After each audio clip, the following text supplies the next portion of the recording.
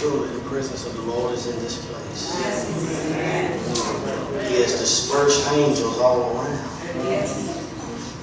Just to come and comfort us this day. We ought to honor God in this place this morning. Who, if you have never had an experience, some of you don't know, but He is the head of your life. That's why everything is going in the direction that it's going. Because just like the song said, it's leaning in your direction. Everything that was designed to hinder you, to distract you, and to destroy you, ended this morning.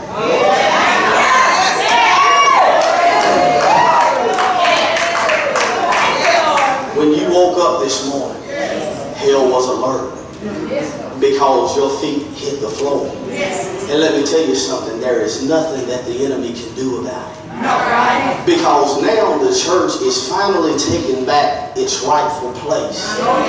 We are starting to take dominion over our situations.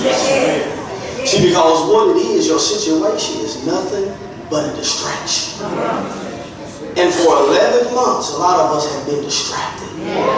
We've been tossed to and fro. But this morning, when you woke up, it's over. How many know that the storm is over?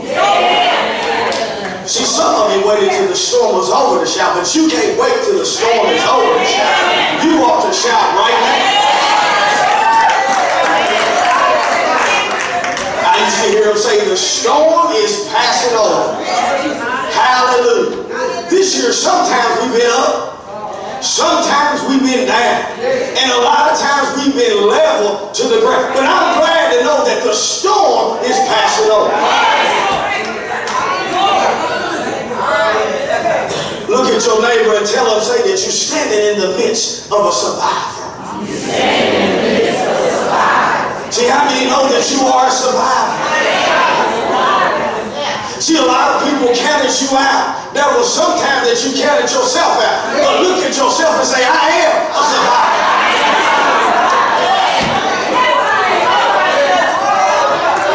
Now look at somebody else and say, something good is about to happen to you.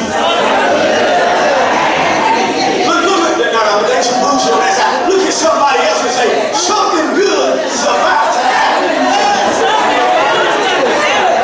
And now look at somebody behind you and say, I'm excited about your future. I'm excited about your future.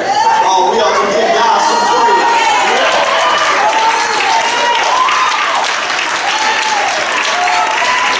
And I'm going to tell you why. Because a lot of us testify and don't know what we're talking about. But from the last time I see you until now, I'm glad that God kept me. See, I'm glad that He kept me. The last time I saw you to now, guess what? I'm still saved.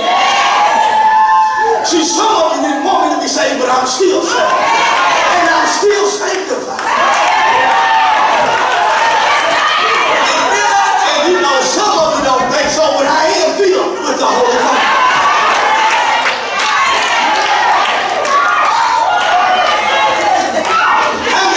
You're saved. See, from the last time that we see each other to now, how many know that you're saved? And how many know that's something to be glad about? So I'm excited about your future. 2018 brought about a lot of heartache. But during the heartache, you had to learn how to grow. And how many know that when you're growing is not comfortable. Growing is not easy.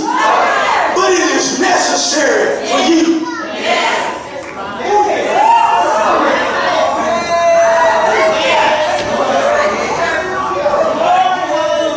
I'm excited about what God is about to do. You ought to get excited about what He's about to do. Because this current year came to see where some of us were. You know how it is. When we came, what we said? We said we promised Him that I would serve Him until I died. So this year came to see if you were still going to serve. Because see, a lot of us, we've about lost everything.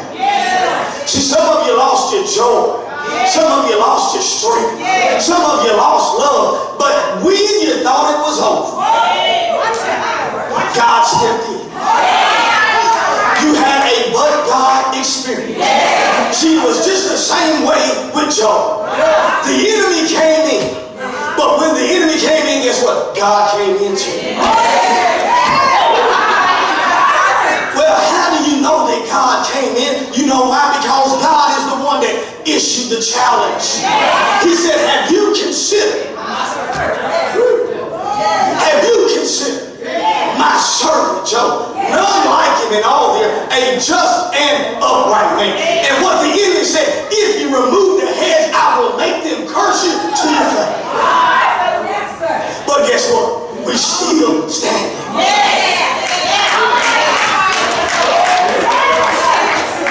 Still standing. Sit down, y'all making me nervous. Let's go to Matthew 14. Yeah, y'all making me nervous. Y'all wild out there. Nervous. We honor God who is indeed the head of our lives. Honor your pastor, my pastor, Pastor Springs, this great quorum of preachers, Minister Westfield, Minister Burgett, Minister Van Nordstrom, and my girl, High Octane, the overseer. Thank God for my mother being here, my oldest sister and her daughter, my great niece and great nephew, and all that good stuff. But I'm glad to be here. I'm glad to be here. I'm glad to say that I'm saved. And I'm on the Lord's side. I don't know what other side I'd rather be on. Because how many know if it had not been for the Lord who was on my side, I don't know where I would be today. Some said I wouldn't make it. Some said I wouldn't be here today. But guess what? I'm still here. We want to go to Matthew 14. Matthew 14. And we're going to begin our reading at the 22nd verse. Matthew 14, 22. Matthew 14 and 22. I'll tell you something, believers. We are a local church, but we have a global vision. Some of you didn't catch hold of that. We're a local church with a global vision. See, that's why we should go ahead and say hello to Facebook Live, Instagram, and any other kind of gram. Because even though we're here in the small city of Bertram, we are worldwide. Worldwide. So we say hello to all those people. Matthew 14, 22. And it reads this one. It said, and straightway Jesus constrained his disciples to get into a ship and go before him unto the other side, while he sent the multitudes away. And when he sent the multitudes away, he went up into the mountain apart to pray. How many know that it's important sometimes to get away to pray? And when the evening was come, he was there alone. But the ship was now in the midst of the sea, tossed with waves, for the wind was contrary. And in the fourth watch of the night, Jesus said unto them, walking on the sea, went unto them walking on the sea. And when the disciples saw him walking on the sea, they were troubled, saying, it is a spirit. They cried out for fear. But straightway Jesus spake unto them, saying, be of good cheer, it is I, be not afraid. And Peter answered him and said, Lord, if it be thou, bid me to come unto thee on the water. And he said, come. We're going to stop right there. If we had to use a subject this morning, I want to talk to you for a few moments about bid me to come. Bid me to come. We know that a bid is an invite or request to come or an offer.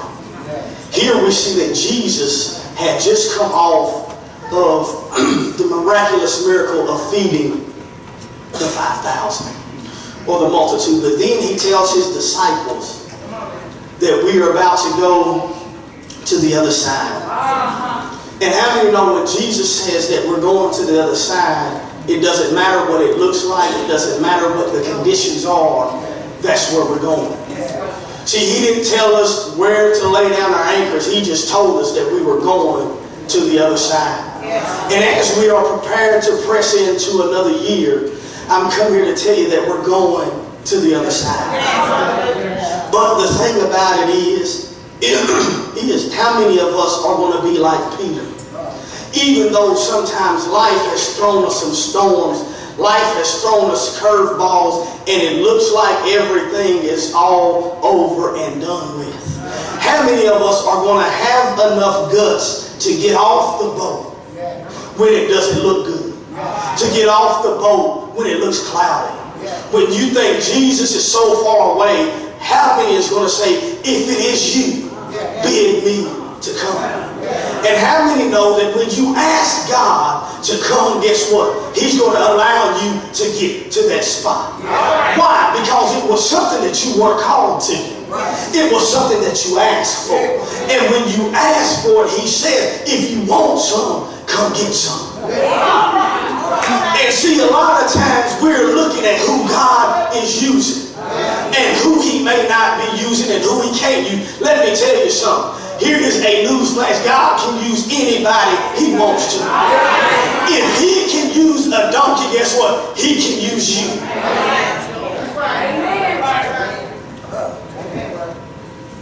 But see, a lot of the disciples, they were scared, like a lot of us. We're standing on the boat and we're looking.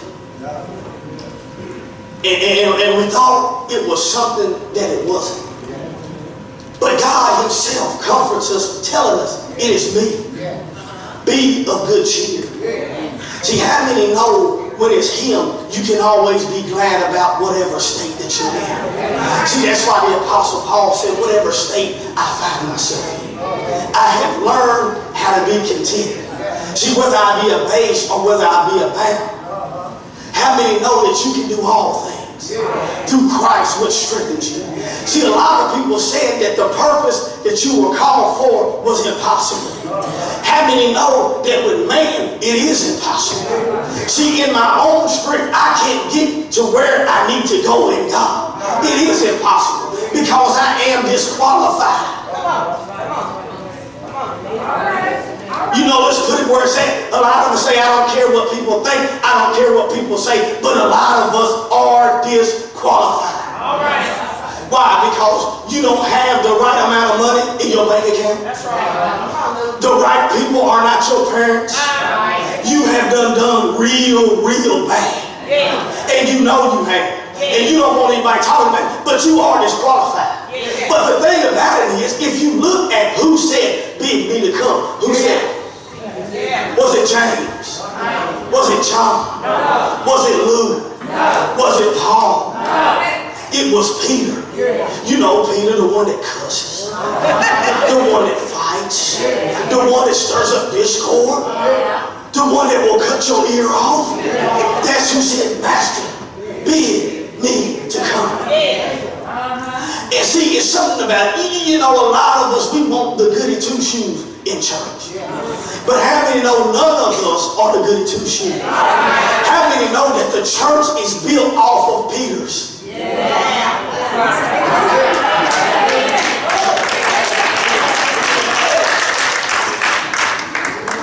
You know how I know that? What did he say? He said, on this rock will I build my church. And guess what? The gates of hell shall not prevail against it.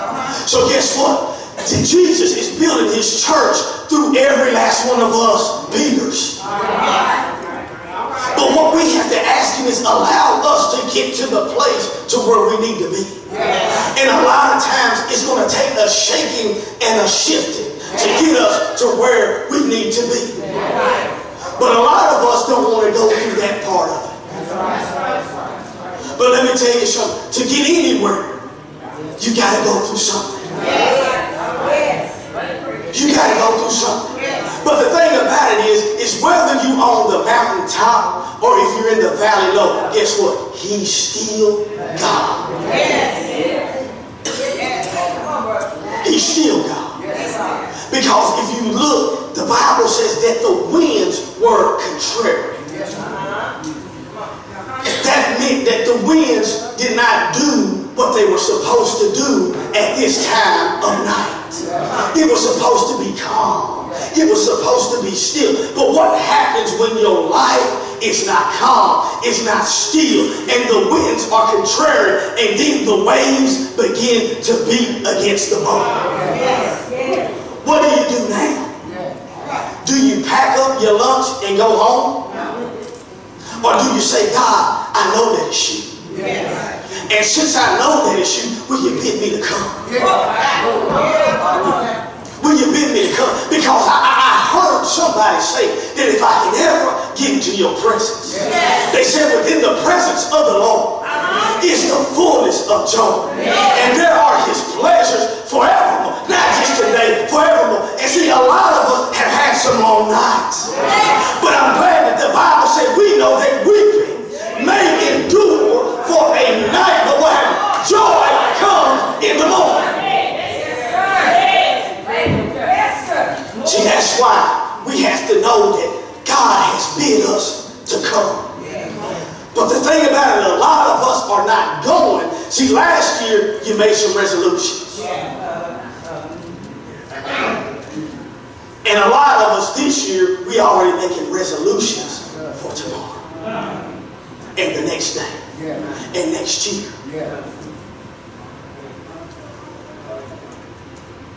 But it's not promised.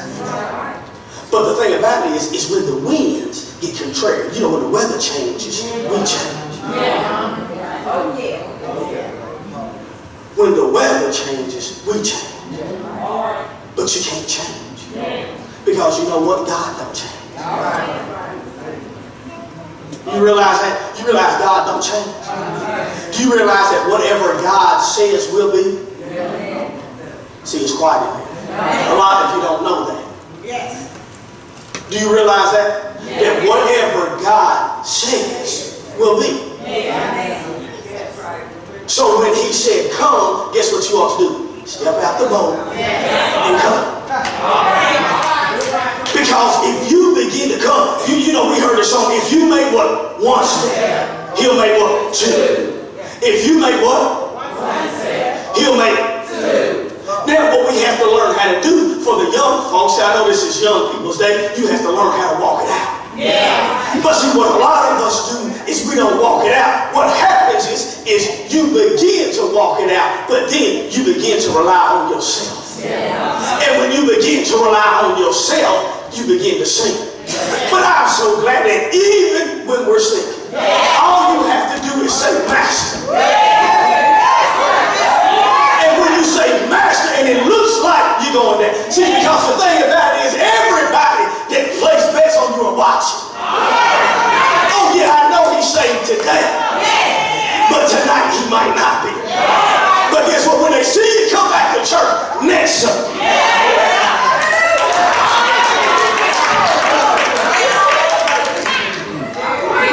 because you said, if it's really you, because I'm tired of living the way I'm living. I'm tired of going through year after year after year, getting beat up, getting taught, getting turned. All I'm asking you to do, God, is bid me to come.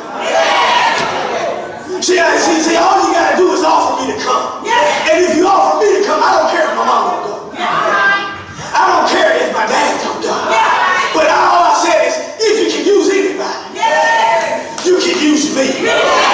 And all I'm saying is if you can use me, bid me to come right now. And you know what he said? Come on.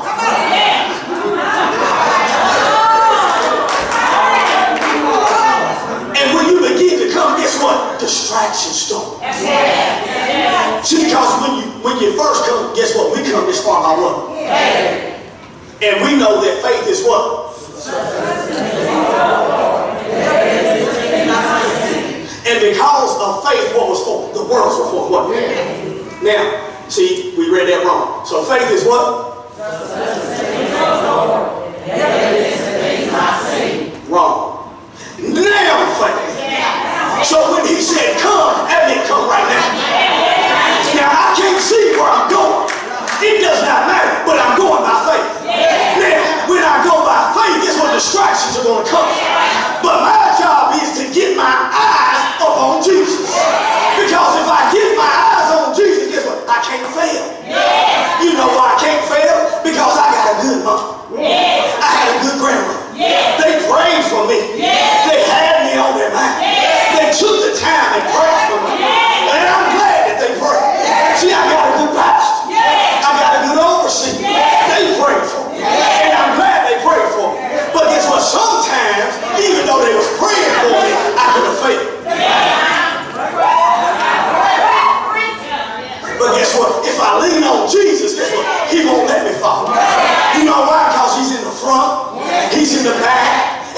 every side. Wherever I go, guess what? He's right there. But the thing about it is, even though I had all those good folk praying for me, it is something to know when you are no good. And a lot of you are no good right now. Even when you no good, low down, dirty, it is something to know that Jesus already prayed for you. See, what did he say? He said, Peter, I've already prayed for you. See, there's something you see, I was wanting power. But he said, Peter, I've already prayed for you, that your faith faileth not. See, so as we go into 2019, guess what? All he said is come. And when you begin to come, guess what? Your faith ain't going to fail. He didn't say that you wouldn't fall from time to time. But if your faith don't fail, guess what? You can't fail.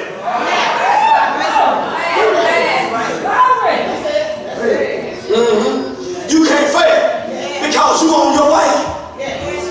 You know that? We on our way. Because guess what? You can't stay the same way that you've been. But the thing about it is you sit on your stool of do nothing. A lot of us have gifts, a lot of us have dreams, a lot of us have visions, but we have done absolutely nothing. You stayed in the boat. Why? Because at least in the boat, I feel like I'm somewhat safe. I ain't never walked on water before. And you telling me to come. And I know you perform miracles. You fed 5,000. You saved my brother and my mama and them. But you telling me to come. And I ain't never done no stuff like that before. Now don't lie, everybody over there. Preach, brother. And all of us in the same boat. You know how I know? Because we don't have any millionaires in here yet. That's right.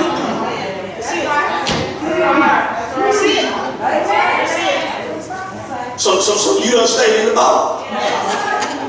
We don't have any doctors like was promised. We don't have any lawyers. We are not preaching in the four corners of the world. You know why? Because we ain't asked him to come. Because you know what? Hey, there's plenty good room. There's plenty good room. You know, I'm not the only one that can make a whole lot of money. You can too. You know what? I'm not the only one that can be a living testimony. I'm not the only one that when I walk by, my shadow can heal people. You have the same anointing. You know what? You have that anointing that removes burdens and destroys them. You know why? Because the anointed one, Jesus Christ, died. And when he died, guess what? He didn't leave you by yourself. He sent a thing called the Holy Ghost that would lead and guide you in all truth. And guess what? Healing wasn't just for yesterday.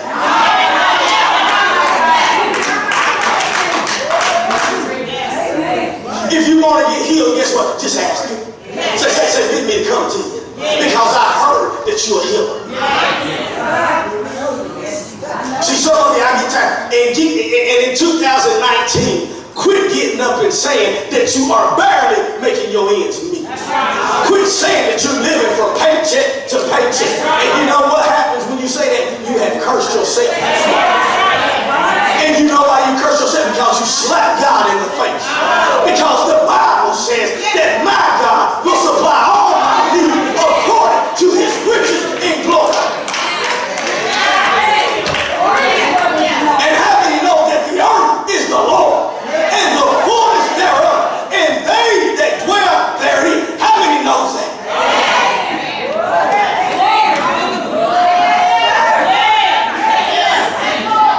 How many know when you thought you was going down, that God is your shield and your buckler? All he's saying is just come. Don't worry about the distraction. What you have to learn how to do, you got to learn how to starve your distractions. A lot of us watch too much TV. You know too much about empire. You know who Lucius is, but my question is, do you know who Jesus is?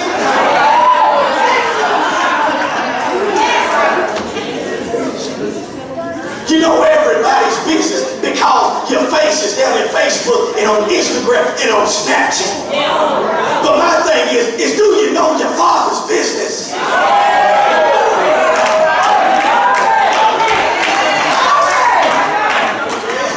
He said, if you want to know, just come. I'm begging you today, just come. All you got to do is ask. What the Bible say, ask, and it shall be given. Seek, and you shall find. Knock, and the door shall be open. Why did Peter get to where he wanted to be? Because Peter was hungry. How many of you are hungry? Exactly. I'm glad some of you did it right.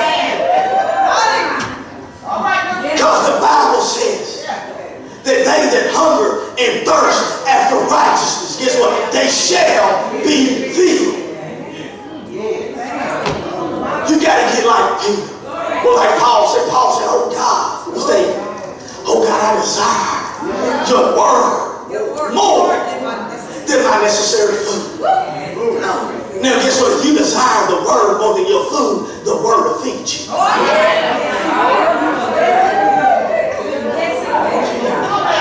The word will feed you. Because if you look at every time Jesus was about to go do something great, he didn't eat. He got by himself. He fasted and prayed. And guess what? The word filled him up. See, a lot of times people say, well, how can you fast? Because guess what? I'm spending time with God. And guess what? He's talking to me and I'm talking to him. And what I'm saying is bread of heaven. Bread of heaven. Feed me till I want no more. See, because I'm looking at a lot of us, including myself, that we have not missed any meals. Matter of fact, we done ate somebody else's meal.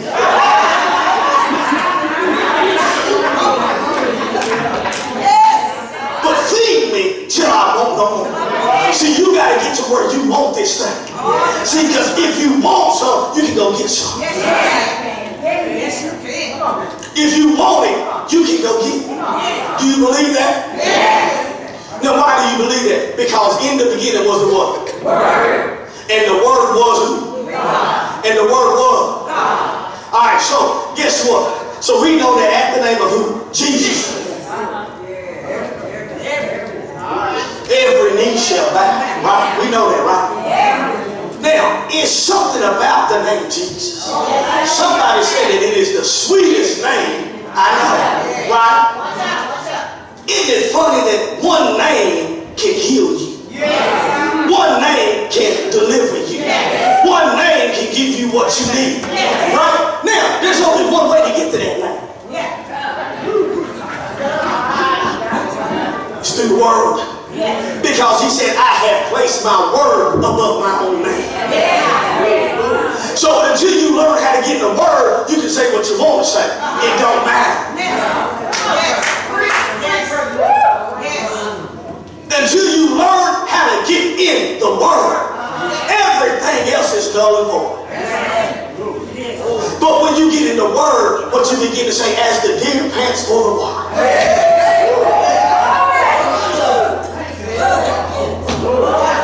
See, I know young folk, y'all say some folk are thirsty. I am thirsty. Because as the deer panteth for the water, so is my soul longeth after thee. I'm thirsty for God. And what he told me, he said, look, if you just come. He said, if you just come, I can do what you thought you couldn't do. If you just come. See, I know you're disqualified. A lot of people don't want to hear you because what you used to do. But all I'm telling you is keep your eyes on me and just come. Because sometimes I was going, but then I began to get puffed up. Oh, I know another word. Everybody want to hear me preach. I'm busy every Sunday. You might need to call somebody else. You get distracted. And when you get distracted, then you begin to sing. But I'm so glad.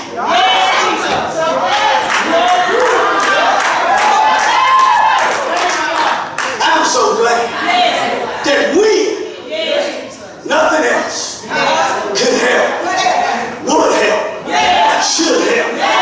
Love lifted me. Now, how do I know that love lifted me? Because love came down over 2,000 years ago.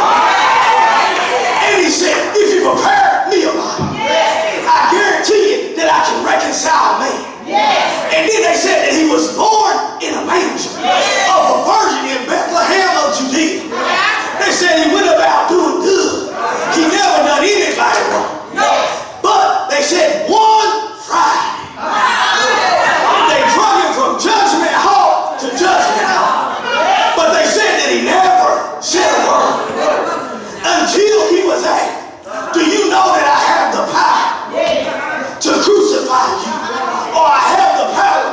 let you go. Then he said, no, no, no. No, man, I dealt with everything else. But no, you ain't got the power.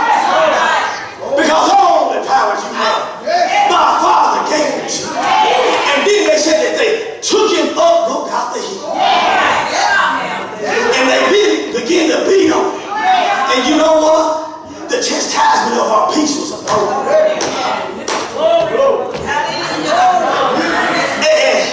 And he began to bleed. But they said they put some stripes with a carabine tail on him. But by those stripes, by those stripes, we are healed. But you know what? They messed up. They could have done all that. But they lifted him up. And he said, if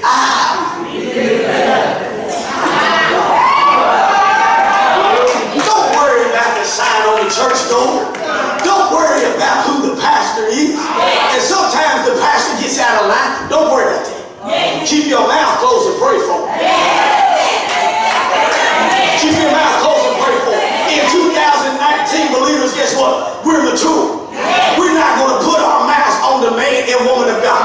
Because guess what? That's God's business. Keep your nose at him because he can handle it. Way better than you can.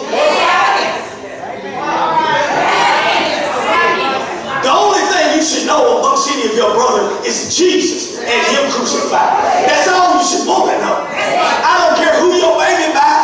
I don't care who you going with. Yeah, you may have been out in the club last night, but baby, guess what? I'm glad you in church this night.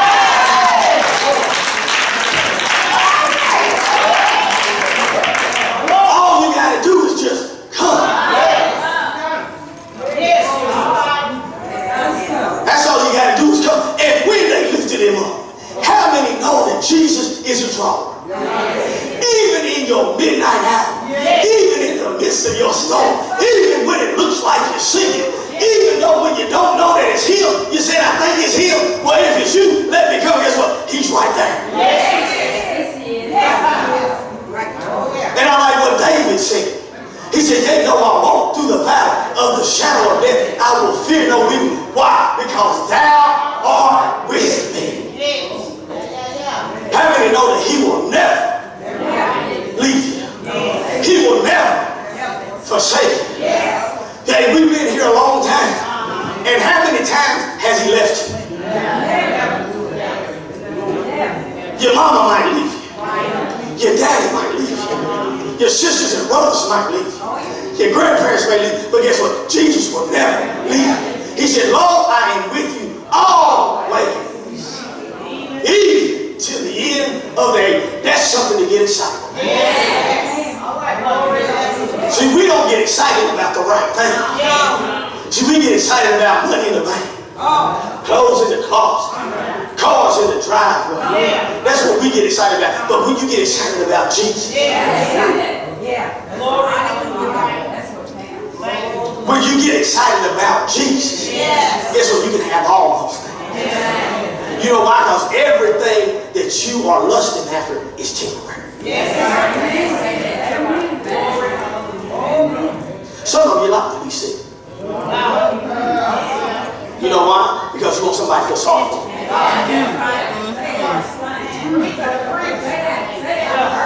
A lot of us get no attention, so the only way you want some attention is to get sick.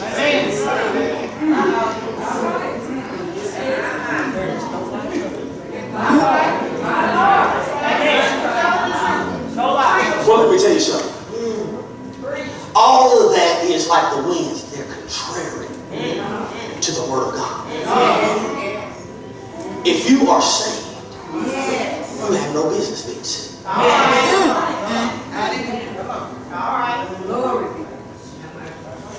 If you say, I don't care how many beers your kids drink. I don't care how much coke they snort up their nose. I don't care how many joints they smoke. You know what? They're saved. You know why? Because you have a declaration. Because he said, blessed is the fruit of your womb. And blessed is my seed. See, I can't see what my daughter doing right now. But the one thing I guarantee, she gonna be saved. Because Joshua said, as for me and my house.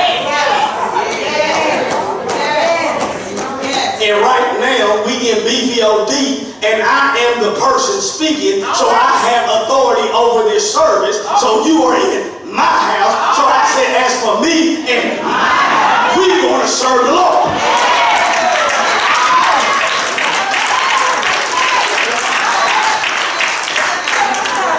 Every time I get up, from here on out, I'm not worried about what it looks like.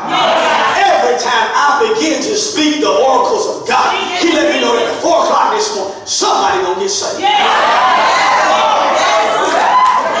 Some of you think you've been saved, but you ain't saved because you're not walking in dominion. Every time I get up, somebody gonna get healed.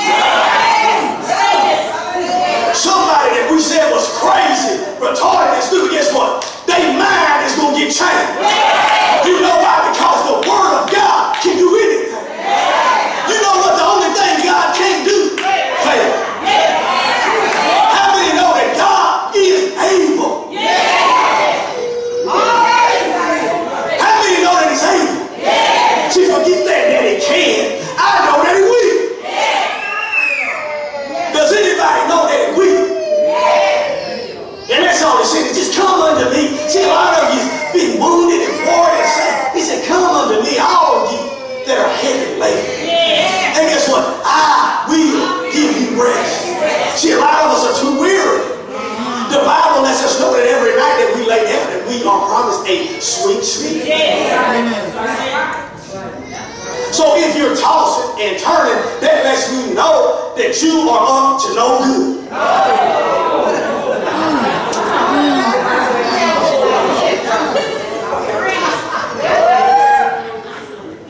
You up to no good. You know why? Because you're worried. You're fretting. You worry about what tomorrow's going to bring. Your job is to lay down and sleep. That's your job. So if you're doing anything other than that at night, guess what? You in the wrong.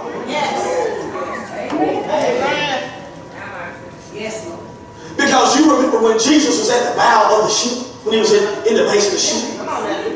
And then you remember there's a great storm. Remember that? A great storm. Not a small, a great storm. Now, how do you know that? If it was just a regular storm, the people that was on the boat with him at that time, they were all fishermen. You know, fishermen are not afraid of storms. That is just part of the progress. But it's a great storm arose. And what happened then? See, a lot of, oh, I know what I'm saying. Sister, if I was you, brother, if I was you, all you got to do is speak, and it's going to be done. Okay.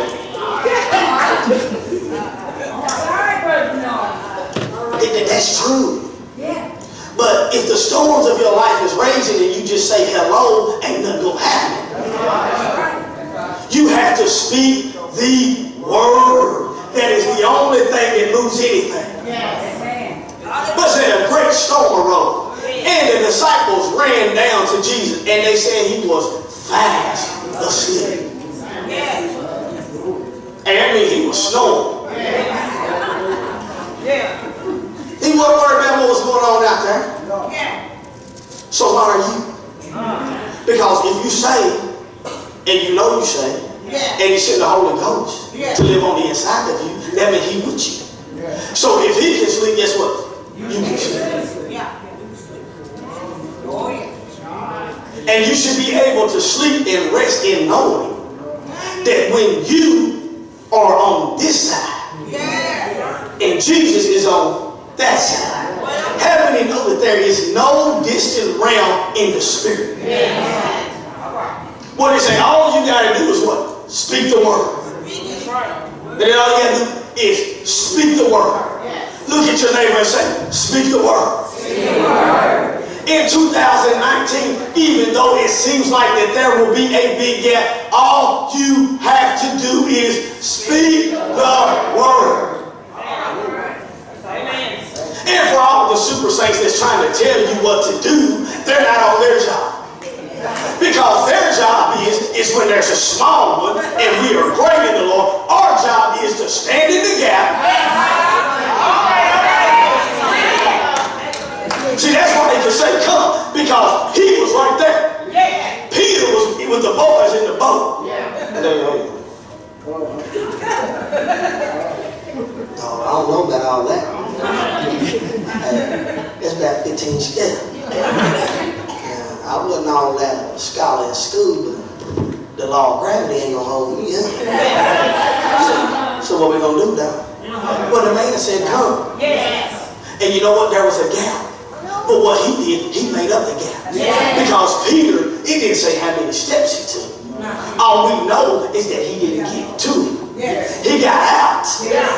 And there was still a gap. Yes. But then he began to fall, and he began to walk, and then he looked distraction guy. Yes. So that lets me know that there's still a what? Gap. But there was a man named who? Jesus.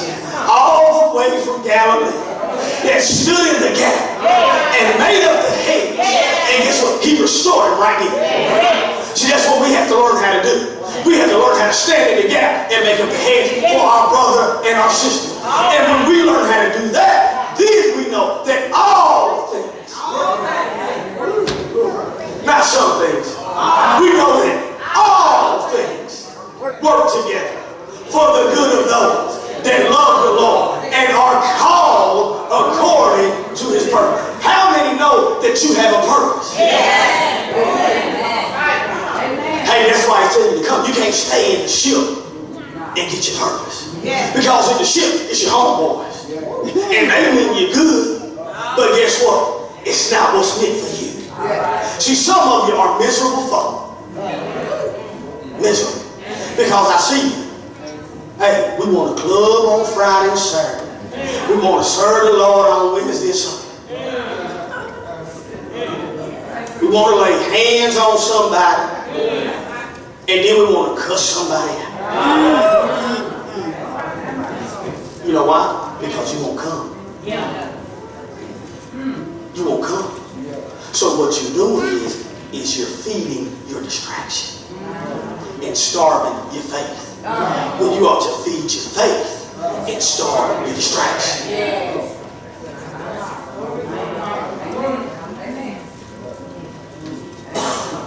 That's all you got to do, and it's that easy. Feed your faith. Starve your distraction. We're miserable. And you know why you're miserable and you're going to stay miserable? Because you done tasted the goodness of God. See, you stepped out the boat. You didn't take any steps. You didn't make any progress. But you done stepped out the boat. And you done met Jesus. And you know how good that he is. So I don't care what you do. You can go back with him, them, or Shem, whoever. You can go let your gangster lean. You can do what you want to do. But until you come and submit to the Master, 2019 is going to bring you the same thing as 2018. And I remember Pastor Springs let us know that that is called insanity. Where you continue to do the same thing and want a different result. When all you got to do is when you say, hey, Jesus, if it's really you. If it's you. And I know it's you. Because I done felt you before. I know it's you because I done been in the service and I done seen the high time. I know it's you. I was raised in the church. My mama didn't take me. She drugged me to church. She drugged us to church. So I know it's you. But all I'm asking is even in my state, Even when people done wrote me off. Even though I know that I done done wrong. I done disappointed you time and time again. Will you bid me? Will you allow me? Will you request for me? Just a little old me. I don't care. It's not my neighbor. It's not my mom. It's not my dad. It's not my sister. It's me. Will you allow me to come? And if you allow me to come, I'm going to serve you. If you allow me to come, I'm going to need your help. And you know what they say? Just come. Just come. What they say, there's room at the cross for you. Though millions have come, there's still room for one. There's room at the cross for you. So as we walk out of 2018, we're waiting on that gap in 2019. Just ask the Lord. Say, Lord, bid me to come. And when he tells you to come, don't delay. Make haste. Make haste. Because today is the day of salvation. Harden not your heart. Because you know what? A lot of us, we got great plans for this time tomorrow. We'll be getting our clothes ironed, our hair did. Some of us going to the ATL. Some of Atlanta. Some of us going to Nashville. Some of us going to Knoxville. That's not the answer.